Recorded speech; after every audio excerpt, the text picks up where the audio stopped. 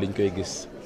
présence am ci 14e législature bi xaw na néew lool moom tamit di candidat dafay baax ñu koy fàttali bokk ci FC 25 bi jàlloon parrainage bi ak yeneen 8 pièces yi nga xamante ne ñoom ñoo waroon gunge en tout cas ñoo fekk ci parrainage pour 9e mention bi mot loolu yëpp defoon na ko muy exploit bu rëy ci un jeune candidat moom ak ki nga xamante ne moom mooy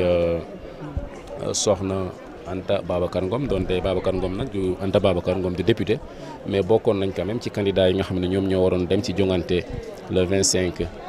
février 2024 ginnaaw gi nag ñu dàkk élection boobu léegi nag ñu daal di jàppaat beneen date mooy le 2 avril à partir du 2 avril la ñu wax ci dialogue bi donc mu mel ni prise de parole ku ci mel ni Pape Djibril Fall dina am solo lool bokk na ci ñi nga xamante ne à chaque fois bu ñu demee ci prétoire bi jël kàddu dañ leen di déglu parce que ñoom dañuy daal di nekk ay nit ñoo xam ne à chaque fois ils ne tergiversent pas dañuy tergiverser ci li nga xamante ne moom mooy seen prise de parole dañuy dem droit au but voilà donc am na yeneen prise de parole yoo xam ne tamit ñu ngi koy xaarandi ku ci mel ni Mouhamadou Ngom ñu gën ko xam ci Farba à chaque fois bu jëlee salle bi day yëngu parce que parfois il fait dans la provocation mais dans la diversion te loolu tamit mu mel ni sax daanaka duy nakari ñi nga xamante ne ñoom ñoo fari ci kuje gi ba tax à chaque fois bu bu Farba absenté dañ koy laajte voilà mu mel ni Guy Marius Sagna voilà avec ses casques naturellement voilà Bara Gueye mu ngi noonu naturellement ñuy gis Mansour Kébé donc décor bi changé na ki ñu gisagul mooy Birame Souleye ñu bëri dañu doon njort ni ginnaaw bu ñu gisee communiqué bi nga xamante ni waa Pastef yi daal dinañ koy bind dal ci kaw waa PDS yi démb njortoon nañ ni xëy na Guy Marius Sagna ak yi ñoom du ñu teew waaye nag ci ñoom li ñu bind mooy maanaam abstention maanaam dañuy ñëw waaye du ñu voté ndax loolu Guy Marius Sagna ndax dina jël parole am wax wala déet waaye en tout cas gis nañ Pape Djibril Fall bu nga xamante ni moom moo jiite les serviteurs gis nañ ni saafantoog ak nga xamante ni moom mooy Barthélémy Dias donc mën nañ jox ni ci waxtu yu néew gis nga député Abass Fall mi ngi ne la bokk ci Pastef mi ngi noonu di nuyoo di dugg Birame Souleye également moom mi nga xamante ni moom mooy président groupe parlementaire bu Yewwi Askan Wi gis ngeen mi ngi noonu ñëw na gis ngeen ni député yaa ngi gën di ñëw gis nga ñu la Cheikh Thioro Mbacké di député également bokk ci Pastef mi ngi noonu moom mi nga xamante ni moom mooy milité fële nga xamante ni moom mooy Touba moom moo yor maanaam wàllu li nga xamante ni moom mooy foofu Touba ci Pastef en tout cas ñu ngi gis ni député Yewwi Askan Wi député député gis nga ak Alioune Badara Bèye donc mën nañ jàpp ne si waxtu yu néew li ñu doon xalaat naa ne duñ ñëw dañuy boycotté ñoom ñëpp egsi nañ donc mën nañ jàpp ne tey assemblée bi dina xumb. ñoom ñoo ñëwandoo sànq maa ngi doon wax ne amaan na dañu doon harmoniser seeni position toujours noonu lay demee au sein du groupe parlementaire Yewwi Askan Wi dañuy faral di harmoniser seen position laata ñuy egsi fi ci salle bi voilà donc Bakary Diédhiou à côté d'Abass Fall à côté de Guy Marius Sagna à côté du président du groupe parlementaire dafay baax ñu koy préciser Birame Souleye Diop sànq ba tey ñu ngi koy tudd gisaguñ ko woon léegi gis nañ ko Birame Souleye Diop egsi na mu ngi noonu di savanteek l'honorable député Soxna Ba numéro 2 donc décor bi changé na carrément du côté donc de l'opposition parlementaire comme du côté du pouvoir ñu ngi distribuer li nga xamante ne moom mooy rapport bi ñu war ko lire saytu ko bu baax ba xam liñ ci wax parce que député nag sa liggéey loolu la laata ngay voté dara wala ngay abstenir ñu bëri nag di leen rëcc mais man maa ngi koy seetlu gis naa ni député bi di Cheikh Alioune Badara Bèye ba muy nuyu naataango député yi ba mu ñëwee si Barthélémy Dias nuyuwu ko donc loolu du fee yi nga xamante ni voilà ñu ngi ko remarqué ñu ngi janoog moom gis nga député bi di Cheikh Alioune Badara Bèye moom mi nga xamante ni moom mooy maire Diamaguène Sicap Mbao ba muy nuyu député yi ba ñëwee ci Barthélémy Dias dafa taxaw nuyoo ñoom war a nuyu départ te ci ñaari weer wala ñetti weer wala ñeenti weer ci ginnaaw bu ñu leen daan gis ñu ñëpp dañuy saafonte di ànd donc mu mel mi ça devient sérieux comme on le dit en fait mbir mi nekkatul rek politique waaye xaw naa dem ba nekk lu dëggu ci ñoom maanaam bàyyi fase bi ci diggante ak nga xamante ni moom mooy Barthélémy Dias ak nga xamante ni moom mooy Ousmane Sonko. waaw li ci am solo moom daanaka du sax saafonte bi nga xamante ne ñu ngi koy def seen biir mais mooy position yi ñu war a jël bu liggéey bi tàmbalee ndax defe naa fii moom gawuma ne abstention dina fi am mais mën nañ xaar scénario yu bëri am fi mën na dem ba ci retrait li nga xamante ne moom mooy projet de loi bi mën na am ay voilà mu ngi noonu le président de l'Assemblée nationale voilà Amadou Mame Diop comme niñ ko junjee woon moom moo ñëw tey moom mooy présider la séance tàmbali na ñu bàyyi leen ngeen suivre li nga xamante ne moom moo nar a xew fii ci pencum ndaw réew ba ci kanam. Mesdames, Messieurs, la séance est ouverte. waaye mi ngi noonu nee na ci wolof. Mes chers collègues, j'ai reçu les affaires suivantes. Projet de loi numéro 05/2024 portant amnistie. Projet de loi d'orientation numéro 06/2024 portant organisation.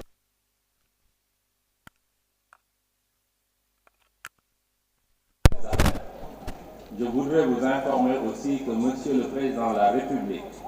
a demandé l'examen du projet de loi numéro 05/2024 selon la procédure d'urgence. Conformément aux dispositions de l'article 113, alinéa 1er de notre règlement intérieur,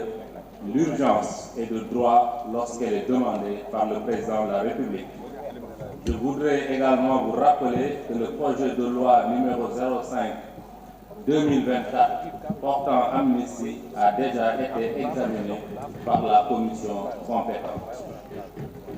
L'ordre du jour appelle l'examen du projet de loi numéro 05/2024 portant amnistie. La parole est à M. Abdoulaye Diagne, rapporteur de la commission des lois, de la décentralisation, du travail et des droits humains. Vous avez la parole. Monsieur le Président, Madame, Monsieur les ministres, chers collègues, la commission des lois de la décentralisation, du travail et des droits humains s'est réunie le mardi 5 mars 2024 sous la présidence de M. Moussa Diakhaté, président de la dite commission, à l'effet d'examiner le projet de loi numéro 05/2024 portant amnistie.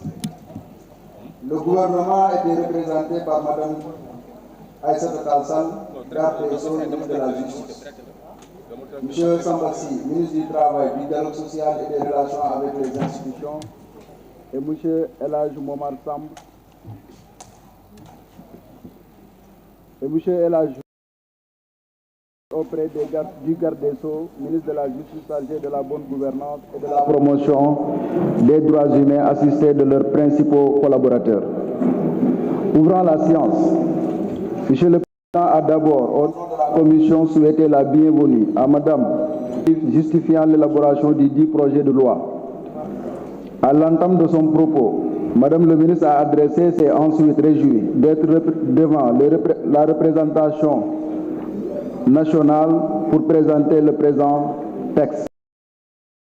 Relativement à l'exposé des motifs, Madame le ministre a indiqué que dans le but d'apaiser le climat politique et social, de renforcer la cohésion nationale, de consolider les conclusions du dialogue national et afin de permettre à certaines personnes qui ont maille à partir avec la justice de participer pleinement à la vie démocratique, Monsieur le Président de la République entend poursuivre la mise en œuvre des mesures de décrispation au-delà du droit de grâce que lui reconnaît la Constitution. De surcroît, elle a rappelé que la volonté du législateur a toujours été de favoriser l'exercice démocratique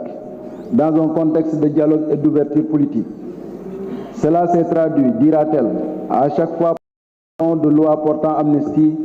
des infractions criminelles et correctionnelles ayant un lien avec des événements politiques conflictuels. Dans ce contexte, c'est dans cet esprit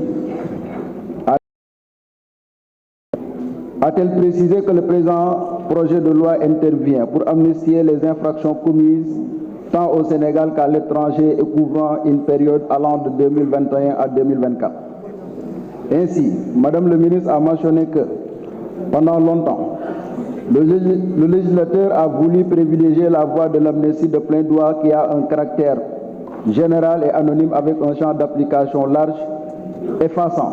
sans aucune distinction les infractions visées. Elle a clos sa lecture de l'exposé des motifs en indiquant que le présent projet de loi permettra à des personnes privées de leurs droits civiques et politiques d'être rétablies dans leurs droits. Intervenant à leur tour, vos commissaires ont adressé leurs félicitations et encouragements à Madame le ministre avant de faire part de leurs préoccupations et suggestions qui, pour l'essentiel, ci-après. D'emblée, Certains commissaires ont salué le projet de loi d'amnistie qui milite en faveur de la paix,